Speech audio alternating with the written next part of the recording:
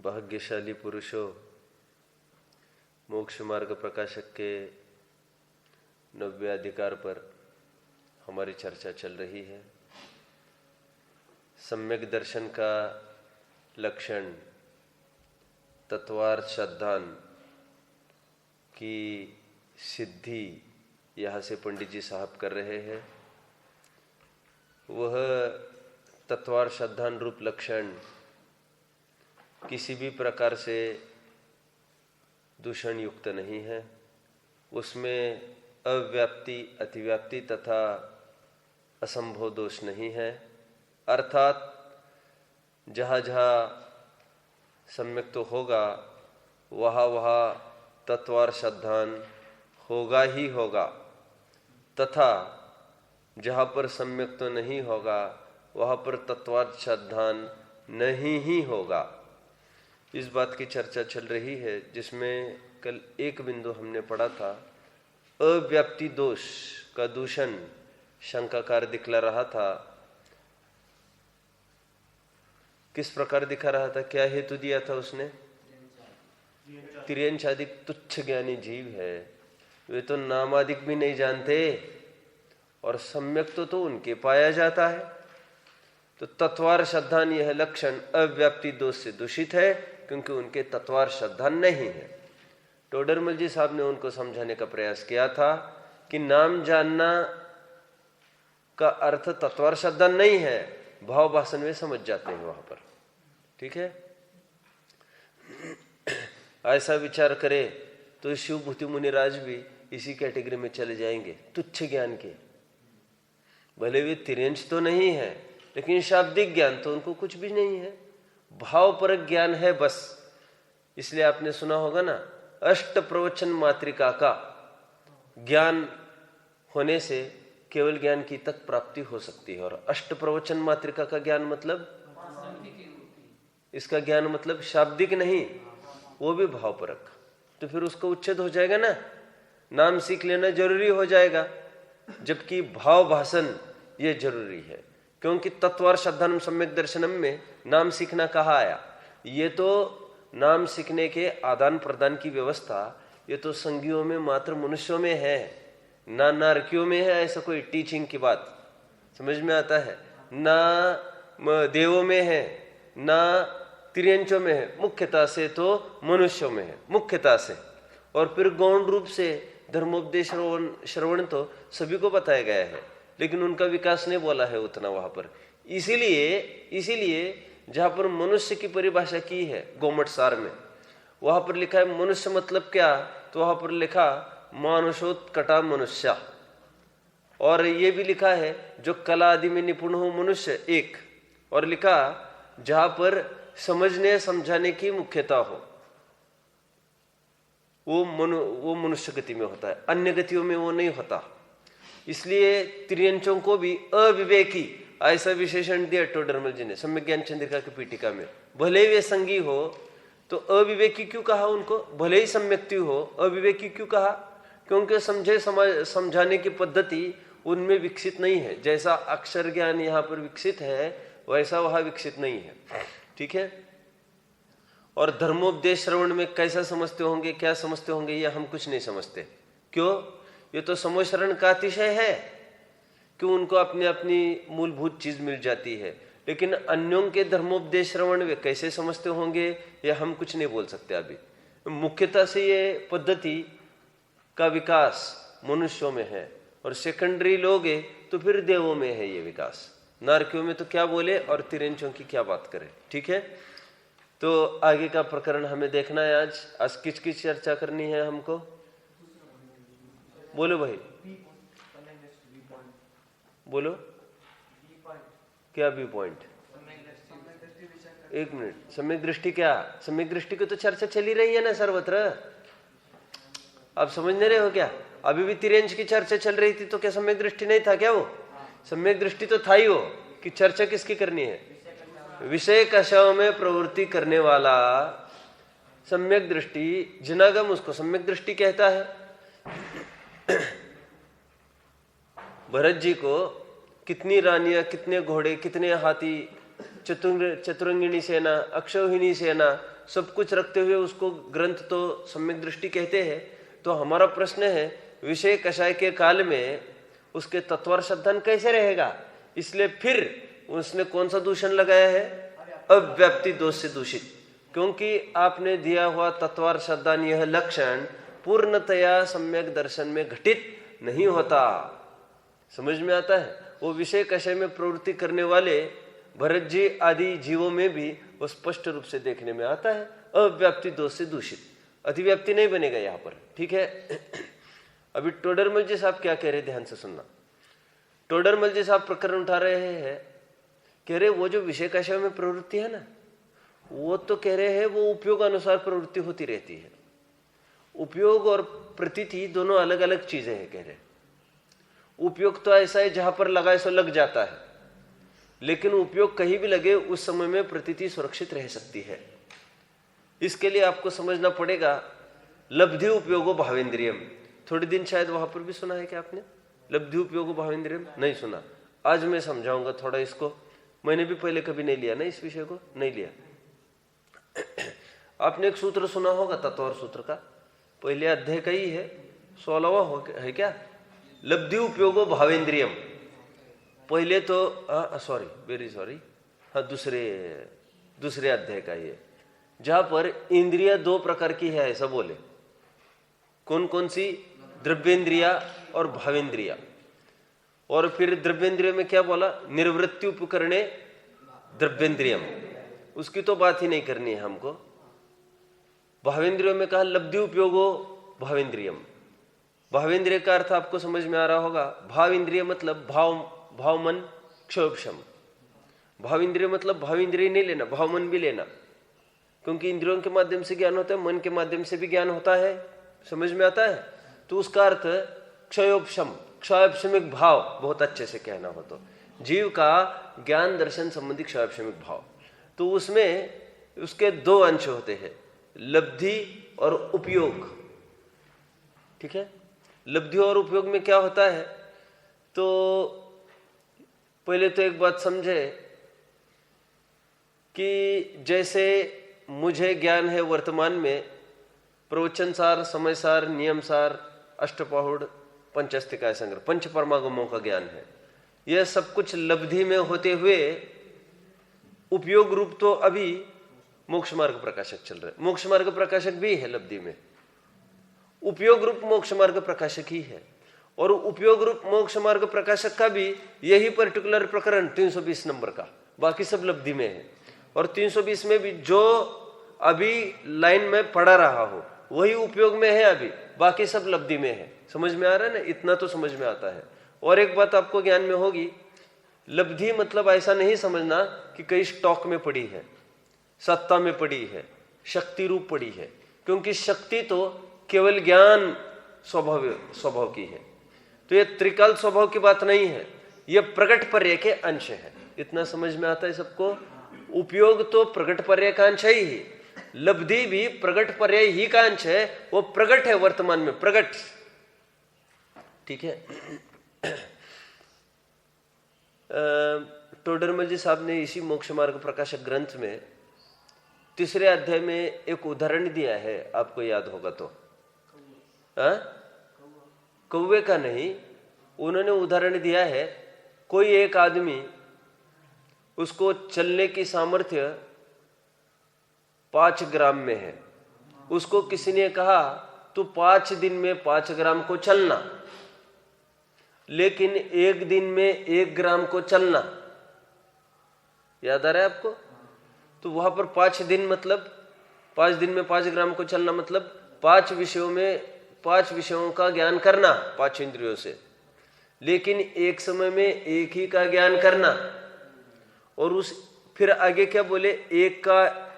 फिर एक दिन एक ही गांव जाकर फिर उसमें भी इन किंकरों को ले जाना। किंकर मतलब किंकर नौकर। ऐसा क्यों बोला वहां पर? याद है ना वो प्रकरण आपको? अरे तत्व सूत्र नहीं, वैसे इसमें इसकी बात कर रहा हूं मैंने अभी 10th को बहुत लिया, ये 2 पेजेस का प्रकरण है। इन किंकरों को ले जाना, किसी ने नहीं पढ़ा ये प्रकरण? कितने जनों ने पढ़ा है? तो फिर मुझे कुछ खोल के दिखाना पड़ेगा। तो किंकरों को ले जाना, किंकरों को क्यों बोला होगा उन्होंने सौम्य? क्यों ले जाना? इनको क्यों ले जाने की बात कर रहे हैं आप? क्योंकि ये बाधा करेंगे आपको। अब यूं समझे ना, इन छोटे बच्चों को भी ले जाना जरा आपके साथ। तो छोटे बच्चों के ले जाना मतलब कितनी बड़ी आफत है। वो पल भर में कहेंगे थोड़ा रुक जाओ रुक जाओ रुक जाओ, हमें ऊपर उठा लो, रुक जाओ रुक जाओ रुक जाओ रुक जाओ, हमें नीचे उतार दो, रुक जाओ रुक जाओ रुक जाओ, हमको टॉयलेट जाना, रुक जाओ हमको पानी पीने जाना। तो बाधा खड़ी करेंगे ये। तो उसी प्रकार हमने ये कहा कि एक दिन एक समय में एक विषय को जानना, और उसमें भी ये बाह्य ऐसे ऐसी इंद्रिय हो, बाहर में ऐसे ऐसे वो साधन हो तो जानना। अब समझ में ये बाधक कारण दिखाए। वहां पर भी टोडरमल जी साहब ने यह सिद्ध करने का प्रयास किया था। देखो मैं आपको पहले प्रकरण ही दिखाऊंगा। लब्धि और उपयोग का जो हमें समझना है, क्योंकि शंकाकारी यही बात नहीं समझ पा रहा है। क्या बात नहीं समझ पा रहा है? शैलेंद्र तो अभी आए। क्या बात नहीं समझ पा रहे? सत्यम अभी आए। शंकाकार की क्या शंका है? बोलिए, बोलो शशांक। विषयों में प्रवृत्ति करते समय आप सम्यक तो कैसे कहेंगे? क्यों? तत्व प्रतीति कैसे रहेगी? तत्व और शब्दान कैसे रहेगा उस समय में? तो सम्यक दर्शन नहीं कह सकेंगे, और सम्यक दृष्टि तो वह है, इसलिए वहां पर वह लक्षण घटित नहीं होगा, इसलिए वह अव्याप्ति दोष से दूषित जानना। ऐसा शंकाकार का प्रश्न है। एक मिनट। हाँ, 36 पेज खोलिए। 36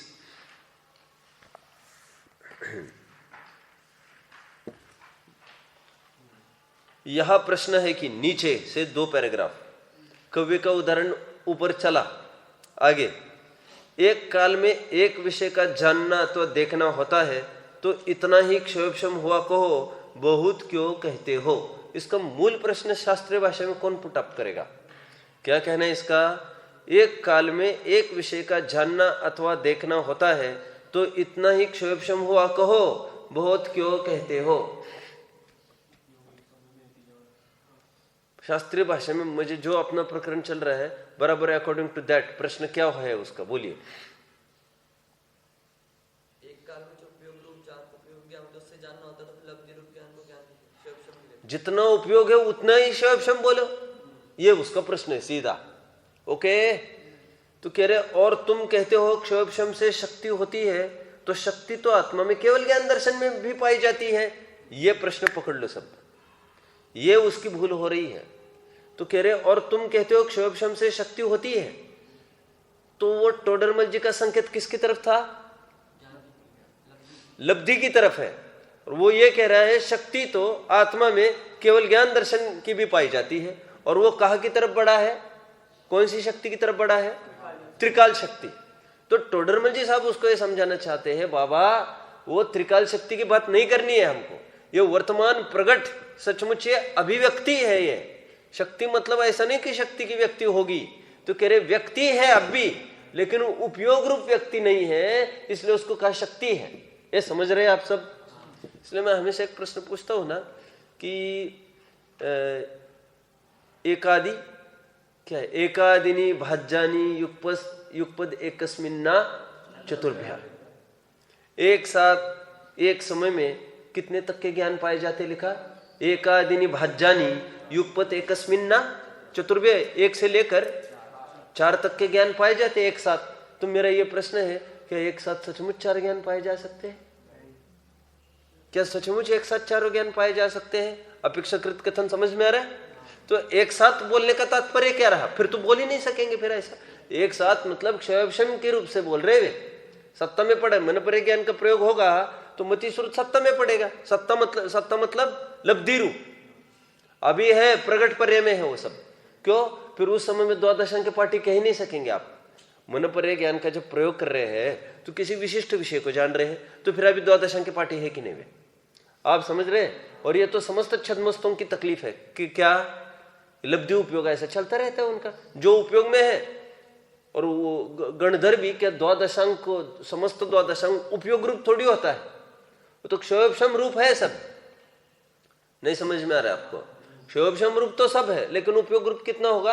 आंशिक जिसका अभी उभर कर आया है प्रकरण उतना है, बाकी सब लब्धि में पड़ा है। इसलिए एक सूत्र भी आपने पढ़ा होगा, हमने ध्यान में देखा था, एकाग्र चिंता निरोधो ध्यानम।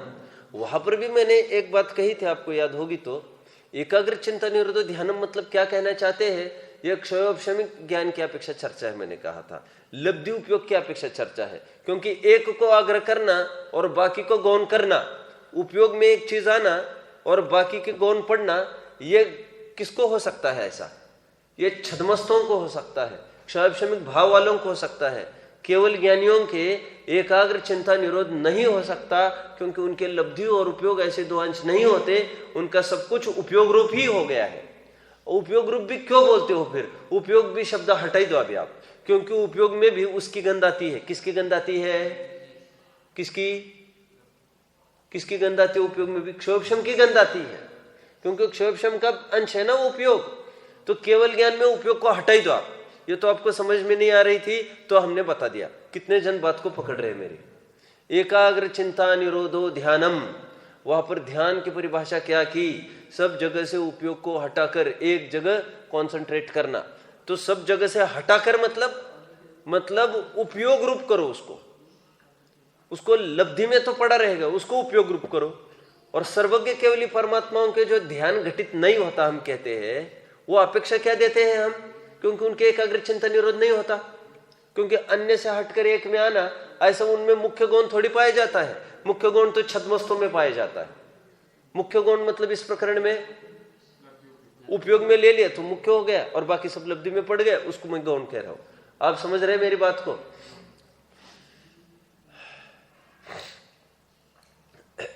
यहां पर शंकाकार की शंका समझ में आ रही है आपको? पेज नंबर 36 पर यहां पर वो डिफेक्ट है, उसमें वो समझ नहीं पा रहा है।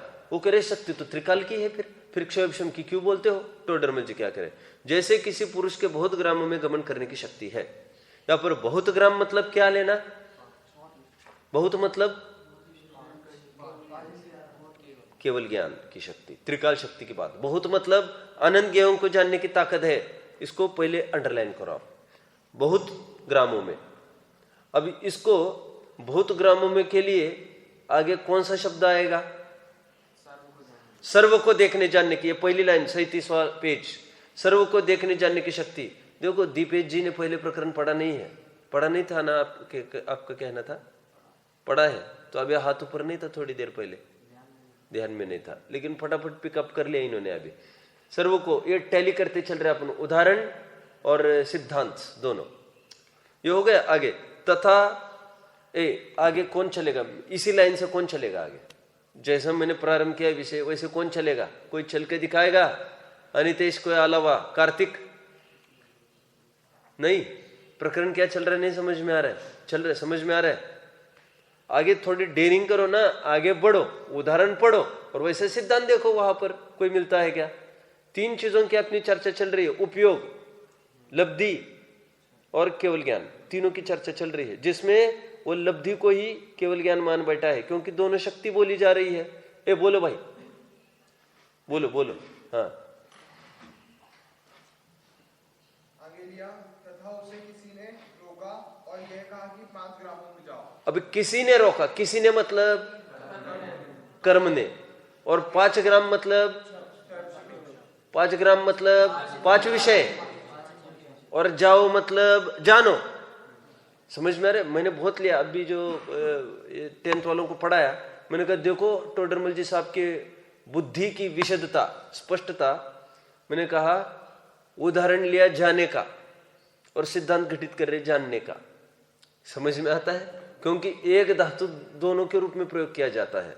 टोडरमल जी साहब की जितनी जितनी जितनी महिमा की जाए वाकई में कम ही होगी। आचार्य देव ने भी इतना खुलासा नहीं किया किसी भी टीकाओं में। कितना सटीक, समझ में आता है? मुझे और एक चीज कुछ कहनी थी, अभी वो झलू हो गई है फिर से। देखो ये उपयोग और लब्धि की बात है, ये क्षयोपशम में पड़ा है अभी। सुनिए और आपने एक बात सुनी होगी कि वैसे वे लोग कहते हैं वो श्रीमद के अनुयायी, श्रीमद राजचंद्र जी के अनुयायी, वे लोग कहते हैं कि इनको करोड़ों वर्ष का ज्ञान है, ख्याल में है आपको? तो उसका अपने विद्वान भरी सभा में खूब खंडन करते हैं। ये कहकर उनकी हंसी उड़ाते हैं, कह रहे कोई ग्रंथ हवाला देता है इसका? मैं ये कहना चाहता हूं कि करोड़ों वर्ष का ज्ञान किसी को ही नहीं हो सकता, करोड़ों भवों का क्यों नहीं हो सकता? करोड़ों वर्षों का तो हो सकता है। क्यों हो सकता है? क्योंकि जाति स्मरण भी जब हो सकता है पूर्व भव का, तो इस भव में यदि 1 कोटि पूर्व की आयु है तो उसको क्यों नहीं जानेगा? फिर वो तो जानेगा। आप करोड़ों भवों की बात कर रहे हैं ना, ये हंसी का विषय है। क्यों क्यों क्यों? क्योंकि ऐसा नियम है, पंचेंद्रिय संगी संगी संगी संगी संगी बनता रहेगा, जब तक फ्लो बना रहेगा तभी तक वे संस्कार सुरक्षित रहते हैं। और एक जगह कहीं वह कोलैप्स हो गया, वो संगीपना गया, 0। ये समझ में आ रहा है सबको? और संगीपना करोड़ों भवों में थोड़ी रहता है। क्या कहा मैंने? ऐसा हवाला दे देकर सिद्ध करते हैं, संभव नहीं है कहते ये।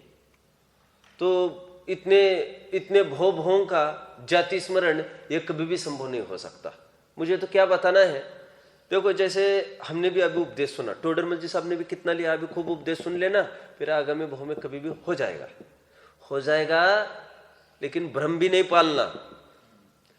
अभी एक बार असंगी हो गए ना, वो लब्धि में नहीं पड़ा रहेगा, फिर वो तो वॉश ही हो जाता है। वो फिर उसका फिर जब भी सम्यक तो होगा, फ्रेश अगेन नए उपदेश की आवश्यकता पड़ेगी, यदि हम उपदेश से सम्यक तो मानते हो तो।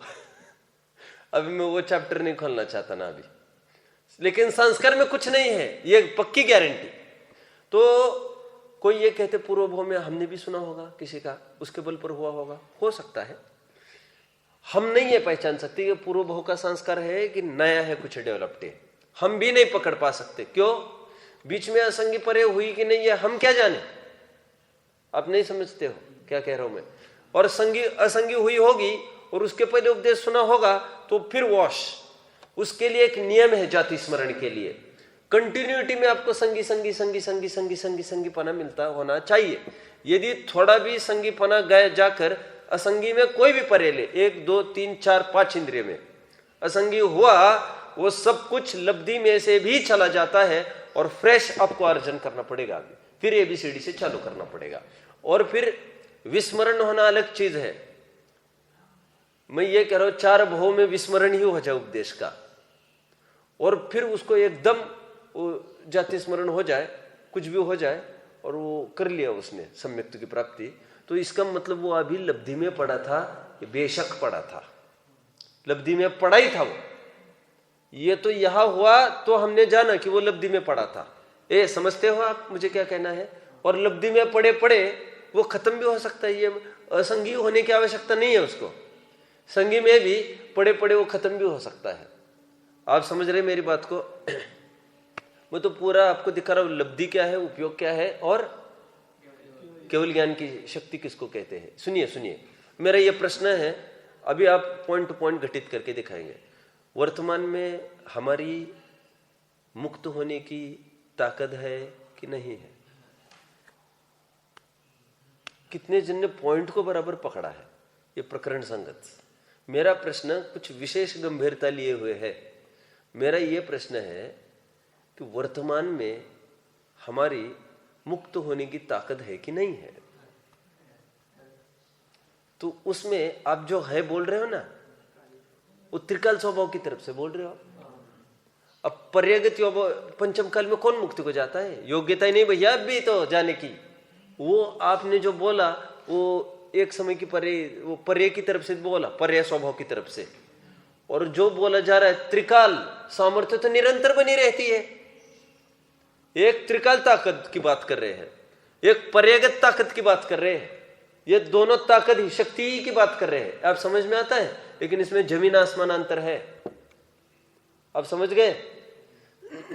त्रिकाल ताकत होने से भी क्या होता है, वो वर्तमान ताकत चाहिए होने की, और ताकत हो तो उसकी अभिव्यक्ति हो। ये समझ में आता है सबको? अभी इस प्रकरण में जुड़ जाओ।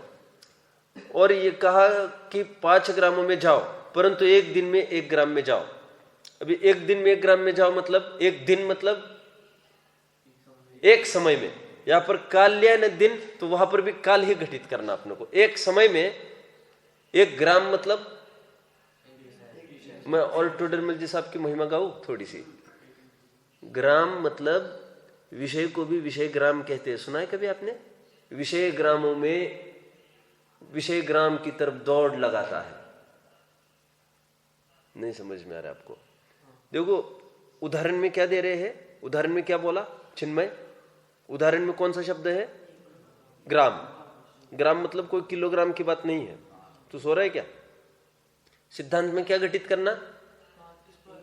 विषय। विषय और विषय को भी कहते ग्राम। कहां पर पढ़ा आपने विषय ग्राम? ये चौथी गाथा की टीका देखनी पड़ेगी समय सार के। विषय ग्रामों में प्रवृत्ति करता है, तो ग्राम मतलब वहां पर समूह, विषयों के समूह में। टोडरमल जी साहब की एक एक शब्दों पर अपन ध्यान देवे तो जितनी महिमा की जाए उतनी कम है। समझ में आ रहा है? विषय ग्रामों में प्रवेश, समूह। आगे जाओ, वहां उस पुरुष के बहुत ग्राम जाने की शक्ति तो द्रव्य अपेक्षा पाई जाती है। इसको खोलो, कोई खोलो, खोलो अक्षय, खोलो इसको, सिद्धांत में बोलो।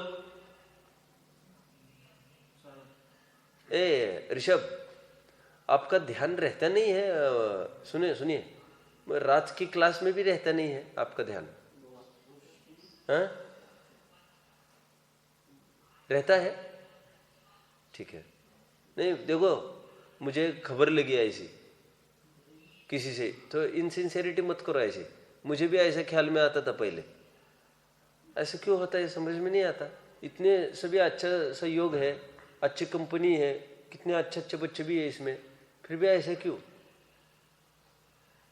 सुनो ए ऋषभ, तुम आगे बैठो करो, यहाँ आओ, उठो, यहाँ पर आ गया।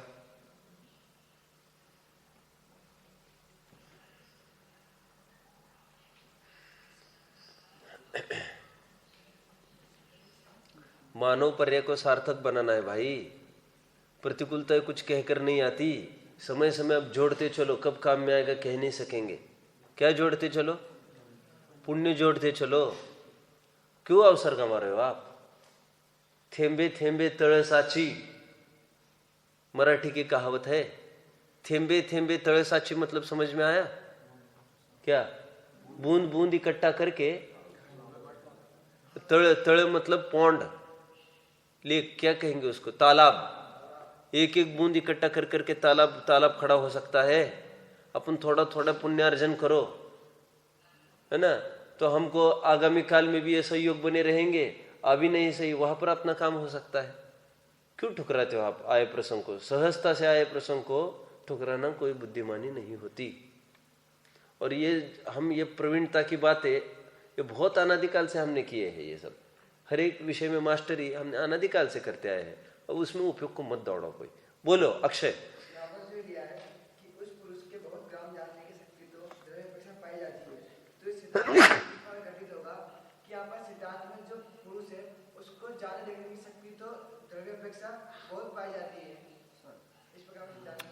आपने वही रिपीट किया। मेरा संकेत है तो कौन से शब्दों की तरफ मेरा फोकस होगा? आप भी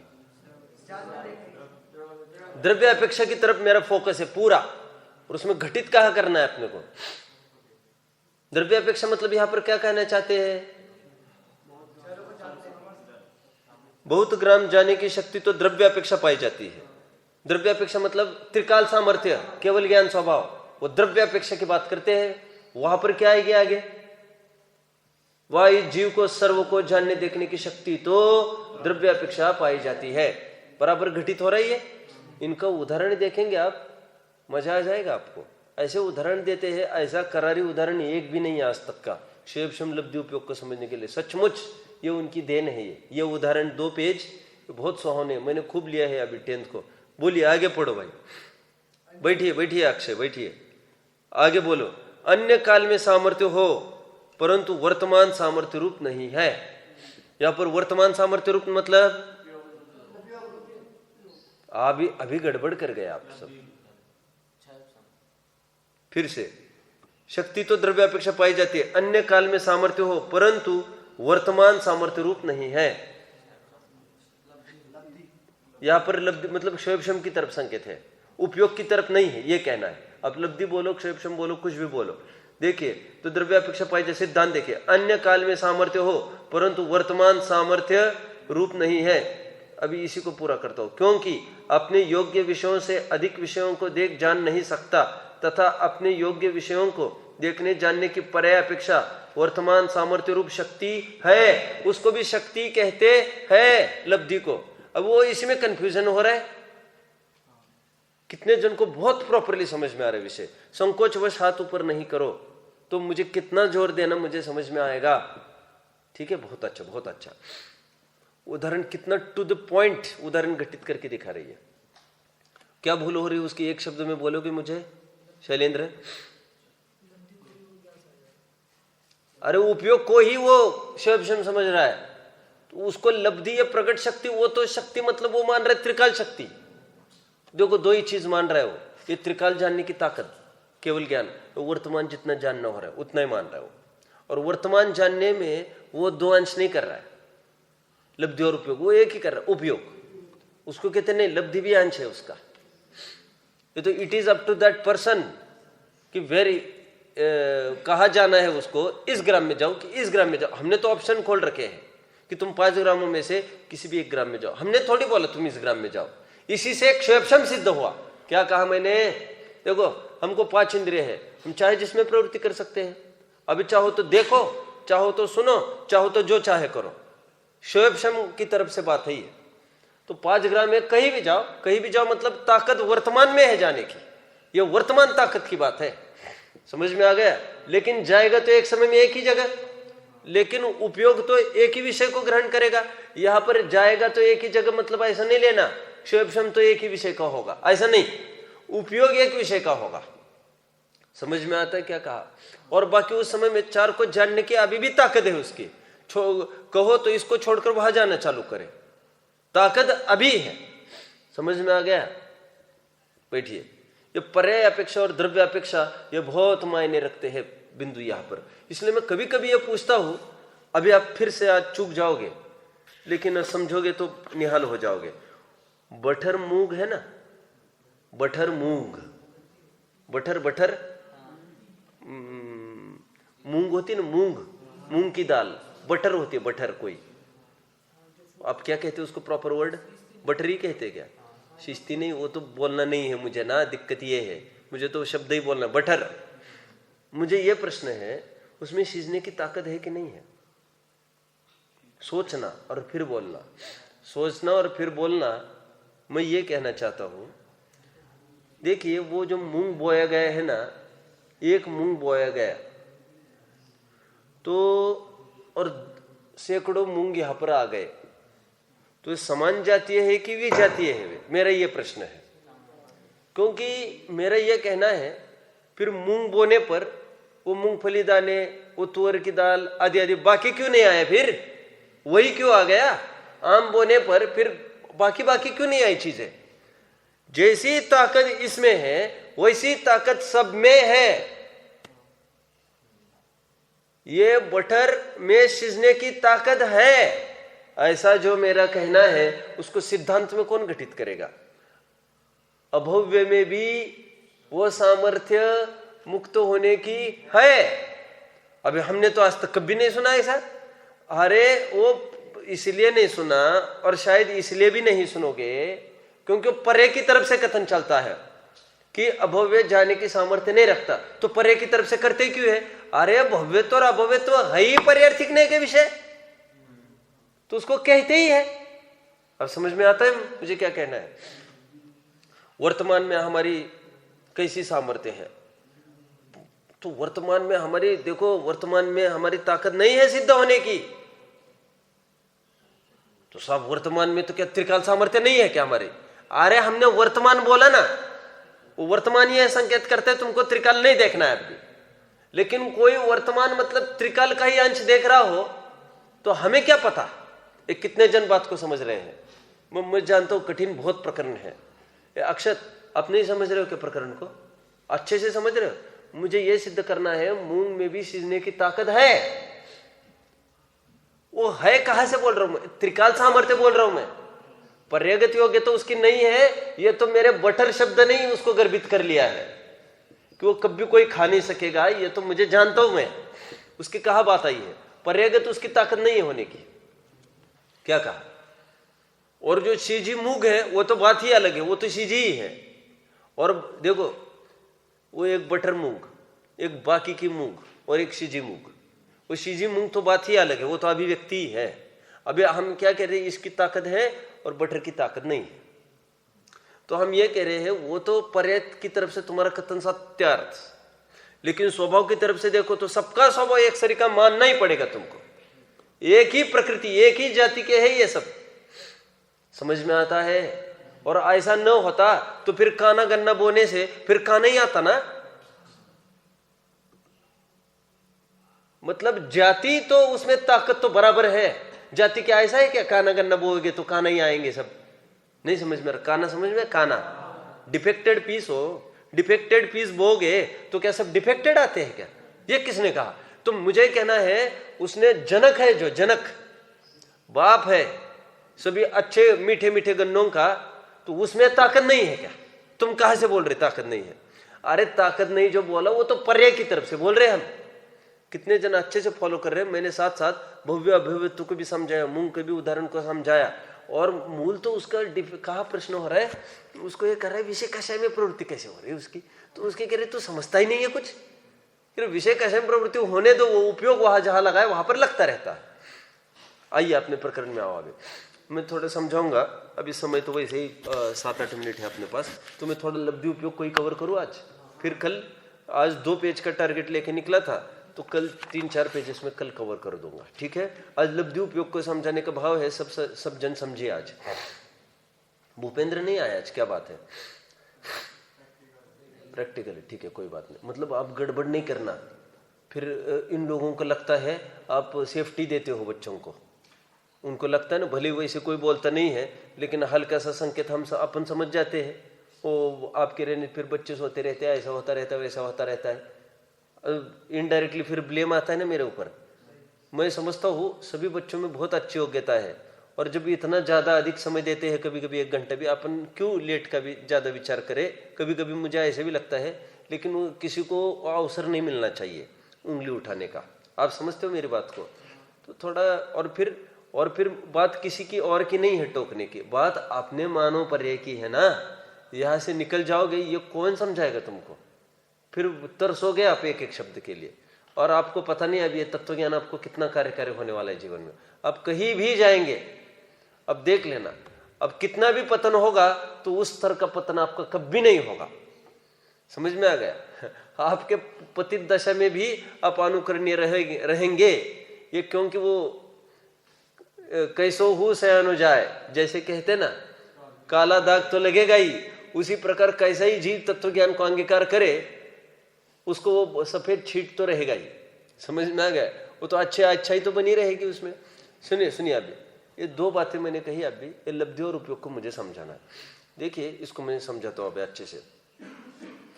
ये इलाहाबाद कोई गया है, वैसे जाने की आवश्यकता नहीं है। मेरा अन्ना मैं कभी गया हूँ, मैं तो सुनाई बता रहा हूँ।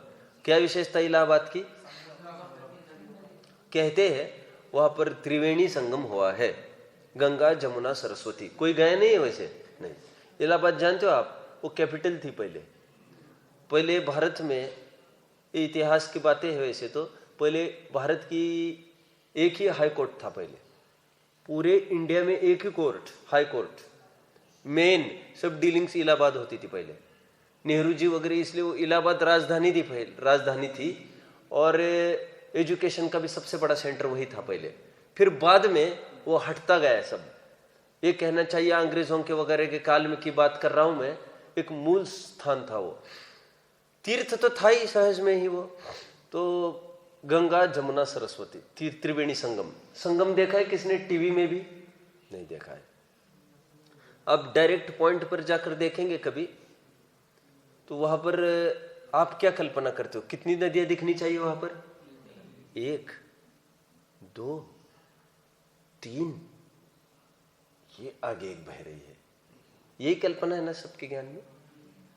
लेकिन आपकी कल्पना वृथा है, यूजलेस है। क्यों? ऐसा नहीं है वहां पर यह है 1 2 3, 1 2 और आगे बह रही है। तो लोग पूछते हैं ये त्रिवेणी कैसे बोल दिया आपने इसको, ये तो संगम तो 2 का ही हुआ है। तो लोग ये कहते हैं कि देखो प्राचीन कालों में यहां पर गुरुजन विराजते रहते थे, ज्ञानी विराजते रहते थे। वो ज्ञानियों को ही कहते थे सरस्वती। कोई सरस्वती नाम की कोई नदी थोड़ी है कि ये गंगा, ये जमुना और सरस्वती तो लुप्त तो हो गई अभी कब की कह रहे। सरस्वती मतलब यहां पर मैंने कहा ना, इलाहाबाद बहुत बड़ा तीर्थ माना जाता है। अजैनियों में कितना बड़ा तीर्थ मानते हैं उसको, त्रिवेणी संगम को, ख्याल में। तो वो तो लुप्त हो गए, एक कथन ये मिलता है। दूसरे लोग ये कहते हैं नहीं नहीं ऐसा नहीं है। वो कह रहे अभी भी वो त्रिवेणी है। फिर कैसे? वो जो सरस्वती है ना, बोले वो नीचे से बहती, नीचे से, और नीचे से बहकर सीधा वहां पर वो निकलती है और वो एक नदी बनकर निकलती है। मतलब लुप्त है, वो अंदर है, अंदर। अब ये कहने में तो उतनी दम कुछ ही नहीं लगती, लेकिन ऐसा प्रूव करते हैं वे। मुझे भी कुछ कहना है। मुझे कहना वो चल रही है, अंदर चल रही है, आपको दिख नहीं रही है। वो रेल्स भी चलती है ना ऐसी एकदम ऊपर ऊपर। जब तुम्हारे माथे के ऊपर जब रेल चल सकती है नहीं साहब, विमान चलते ही तो हमने सुना है। हमारे माथे पर रेल कैसे चल सकती है? नहीं चल सकती रेल तुम्हारे माथे। और ऊपर कितनी कितनी डाल देते हैं वो। आजकल गाड़ियां भी सब दौड़ती है माथे के ऊपर, नहीं दौड़ती है क्या? फ्लाईओवर्स बने हैं। आज तक तो ऐसे देखा ही नहीं था। तो नए जमाने में कुछ भी हो सकता है। तो ऊपर रेलें दौड़े, ये कोई आश्चर्य नहीं। तो कह रहे जब ऊपर रेलें दौड़ सकती है तो जमीन के नीचे नदी क्यों नहीं दौड़ सकती? वो तर्क देते हैं। तो मैं ये कह रहा हूं वो गुप्त रूप से आते हैं और उसमें मिलन हो जाता है उनका। और फिर कोई ये कहते हैं ऐसे थोड़ी है त्रिवेणी संगम। त्रिवेणी मतलब गंगा, जमुना और ये सरस्वती, ये 3 विवक्षाएं देते हैं लोग। मुझे अपने को दूसरी विवक्षा उठानी है। वे कहते गंगा बह रही है अंदर से, दिखती नहीं है। वो सरस्वती बह रही है, दिखती नहीं है, और वो अपने आप आकर वहां पर वो एक स्थान पर आती है और वो तीनों मिलके संगम के रूप में आगे बढ़ते हैं। फिर वो लब्धि भी मुझे कहना है ये निरंतर गुप्त रहती है। गुप्त मतलब क्या कहना है मुझे? वो बह रही है। बहना क्यों कह रहा हूं मैं? व्यक्त, प्रकट पर्याय। लेकिन बहना व्यक्त के रूप में कह रहा हूं, लेकिन दिखती नहीं। मतलब क्या कहना चाहता हूं मैं? उपयोग रूप नहीं है। अभी मैं ये पढ़ाते समय किसी को ये लग भी सकता है क्या मेरे समय सार पर मास्टरी है? कोई जरूरी नहीं है। समझ में आता है? कोई होते ना ऐसा। जॉन्टी रोड्स एक क्रिकेटर था, पता है आपको? अभी तक था, 15 साल हो गए उसको भी, जॉन्टी रोड्स। अब वो इंटरनेशनल 2 मैचेस खेलता था, एक तो क्रिकेट और एक तो हॉकी। और उसकी बड़ी ऐसी होती थी, आज वर्ल्ड कप में यहाँ पर फाइनल में है वो, और फिर तुरंत 3 दिन के बाद प्लेन से उड़कर जाता था हॉकी की, वहां पर मैच खेलता था। एक प्लेयर दोनों जगह एकदम मास्टरी। और यहां पर भी एकदम मास्टरी थी जॉन्टी रोड्स की। ऑस्ट्रेलिया का था प्लेयर, और फील्डिंग में 1 नंबर माना जाता था। अब कल्पना नहीं कर सकते थे, जैसे जैकी चैन के मूवीज होती है ना, एकदम एक्शन मूवीज। अब भी यहाँ और बंदर जैसे सीधी छलांग लगा दी वहां पर, एकदम सीधी छलांग यहाँ पर, एकदम फ्लेक्सिबिलिटी। ऐसी फ्लेक्सिबिलिटी उसकी प्रसिद्ध थी। एकदम यहाँ है बॉल, वहां पर है, बस वो कैच नहीं छूटेगा, ये समझ लेना। वो डाइव किसी भी हद तक ले सकता है, ये सभी को ज्ञात था। वहां पर उसके पास बॉल आई और उसने कभी छोड़ी होगी, ऐसा कभी नहीं हुआ आज तक। आसपास का पूरा क्षेत्र वो कवर कर लेता था। 2 प्लेयर्स का काम वो अकेला करता था, जॉन्टी रोड्स। मुझे क्यों कहना पड़ा? अभी वो दोनों काम एक साथ कर रहे हो। वो अभी क्रिकेट खेलते समय किसी को ये लगेगा क्या जो हॉकी का 1 नंबर का प्लेयर है? वहां पर भी आप उसको नहीं बैटल कर सकोगे। तो मैं लब्धि, ये अभी कोई समय सार पर प्रतिपादन करते समय उसको इसी समय में प्रवचन सार का उतना ही ज्ञान है। अभी उसको ये बल्ला हटा दो, batsman, he was also very good batsman. Batting भी बहुत अच्छी करता था, पहले टॉप 4-5 में ही आता था वो। और बैटिंग करते समय किसी को ये लगेगा क्या कि अबे हाल ये बल्ला खींच लो उसके हाथ से और हॉकी का बल्ला दे दो, तो हॉकी के बल्ले से भी उसकी ताकत है फोर लगाने की। समझ में आ गया? मतलब अभी बल्ला हटाना मतलब क्या लेना यहाँ पर, अभी ये उपयोग की वस्तु हटाकर दूसरा फटाफट दूसरा उपयोग जुड़ जाए, उसका क्षय क्षमता तो है ही उसके पास। समझ में आता है? ये लब्धि और उपयोग में मौलिक अंतर संबंध मैंने आज स्थापित करने का प्रयास किया। कल चलो मैं अभी पूरा कर देता हूँ इसको, एक बात को, बी पॉइंट को तो आज पूरा कर देते। विषय कषय में प्रवृत्ति हो रही है, कह रहे वो उपयोग वहां पर हुआ है, प्रतीति तो अलग चीज है। प्रतीति तो श्रद्धा के अनुसार होती है, श्रद्धा हर काल में सुरक्षित रह सकती है। कैसे? एक उदाहरण दिया, रोगी है, कह रहे रोगी है, उसको अखबार पढ़ते समय मैं रोगी हुआ ऐसा श्रद्धा है कि नहीं है?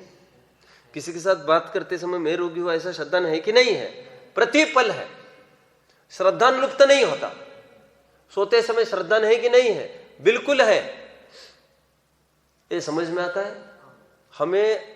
मैं मुजफ्फरनगर का रहने वाला हूं, मैं दिल्ली का रहने वाला हूं, मैं यहां का रहने वाला हूं, ऐसा श्रद्धा हमको कब नहीं रहता। लेकिन अब बोलना जरूरी है उसको निरंतर, एक बात, उसके लिए विचार करना जरूरी है निरंतर, बिल्कुल जरूरी नहीं। समझ में आता है? तो कह रहे विषय कैसे प्रवृत्ति सुरक्षित। रोगी का उदाहरण दिया, रोगी को सब कुछ करते समय मैं रोगी हूं ऐसा श्रद्धा बना रहता है। आगे, कभी कभी रोगी जिसका परहेज बोला है ऐसे भी कार्य में प्रवृत्ति करता दिखता है, जिससे रोग बढ़े, अरे फिर भी उसको श्रद्धा है कि इससे मुझे रोग होगा। उसी प्रकार सिद्धांत कैसे घटित करेंगे? टोडरमल जी साहब के उदाहरण वाकई में टू द पॉइंट घटित होते। टू द पॉइंट कैसे घटित होंगे? अभी है, किसी को मना किया, देखो आपको गुस्सा नहीं करना है और आपको धंधा नहीं करना है, आज धंधा बंद करो। अभी किसी ने मतलब डॉक्टर के पास गए और बोले कि अरे आपको तो बड़ी समस्या है बीपी की, वैसे कुछ आपको ज़्यादा कमाने की आवश्यकता वगैरह? तो बोले नहीं, वैसे कोई ज़्यादा आवश्यकता नहीं है, मेरा अच्छा है बहुत। एक काम करो, तुम वाइंड अप कर सकते हो धंधे को, मतलब बंद कर सकते हो? हाँ बिल्कुल कर सकता हूँ, कर दो बंद। तो देखिए आज 8 घंटे चला था आज तक, अब दूसरे दिन देखो तो 10 घंटे चलाता दिखता है। लेकिन सुनिए ध्यान से, वो उसको तो बंद करने के लिए बोला था, तो ज्यादा प्रवृत्ति कर रहा है वो उसमें, तो ज्यादा प्रवृत्ति कर रहा है, तुम नहीं समझ पाओगे। वो बंद करने के लिए कर रहा है ऐसा। अब वो सोच रहा है फटाफट में निपट जाओ इससे, फटाफट आज बिक जाए बिक जाए बिक जाए, वैसे ही खाली करनी है मुझे दुकान, तो आज ही खाली हो जाऊंगा ना मैं। तो आज से कई भी कह रहे हैं कि उसको तो मना किया धंधा करने का, क्योंकि टेंशन होती है, फिर वो फ्रस्ट्रेशन होता है, वो जाएगा डिप्रेशन में। तो कह रहे कभी कभी जिसका परहेज किया उसमें ज्यादा प्रवृत्ति दिखे तो भी श्रद्धान कहाँ डगमगाया है, मुझे धंधा नहीं करना चाहिए ऐसा श्रद्धान तो है ही। सिद्धांत क्या घटित करेंगे? विषय कषायों में प्रवृत्ति करते हुए भी, अति तीव्र करते हुए भी श्रद्धान क्या चल सकता है? ये सब है। ये समझ में आया? किसी कारणवश धंधा कर रहा है, तुमको क्या पता वो धंधा क्यों कर रहा है, वो बस कर रहा है, निपटा रहा है पहले का सब। उसी प्रकार तुम्हें क्या पता है ज्ञानी क्यों विषय भोग रहे हैं? पहले का सब निपटा रहा है, मतलब पहले का उदय है, वो आकर कर्म फल देता है। समझ में? पूर्व अवस्था जे कर्म, अरे तो सही क्यों नहीं जिए रहा? वो तो उत्तम क्षमा है, अपना अपना दूसरा है। बनारसी दास जी का छंद, पूर्व अवस्था जो पूर्व कर्म कीने अब ते उदय आई नाना भांति रस देते है, कोई शुभ रूप कोई अशुभ स्वरूप, तिहु में न राग न विरोध समचेत है। ऐसा एक छंद है। वो कह रहे पूर्वावस्था में जो कर्म बांधे हुए अपने अपने उदय में आकर खिर रहे हैं, वो तो इतना कर रहे, उसमें ना राग ना द्वेष, समचेत है, उसमें कुछ भी नहीं कर रहा है वो। ऐसे एक छंद डाला है, मेरे अभी टाइम भी नहीं तो मैं खोल के पढ़ता। बोलो कोई किसी का प्रश्न हाथ ऊपर था क्या? नहीं, ये यदि याद दिलाता है कोई तो देखेंगे, नहीं तो मूल बात तो आपको पकड़ में आ गई है। तो अपनी यहाँ तक बात आ गई है। अभी ये 3 to 1 का भी ये 2 उदाहरण अभी हमने देखे। 2 उदाहरण ख्याल में आए किसी को? एक तो रोगी होते हुए भी, दोनों है तो रोगी के ही, लेकिन दूसरा उदाहरण थोड़ा मजबूत है। कभी कभी वो ऐसी चीज में प्रवृत्ति करता दिखता है जिससे रोग बढ़ता है, फिर भी श्रद्धान कोलैप्स नहीं होता। ये उदाहरण यहाँ पर है एक 320 के बॉटम पर और एक तो 321 के पैराग्राफ में, पहले दूसरे बोल्ड टाइप तक, और फिर इसके बाद की चर्चा चलेगी कल। ओम नमः।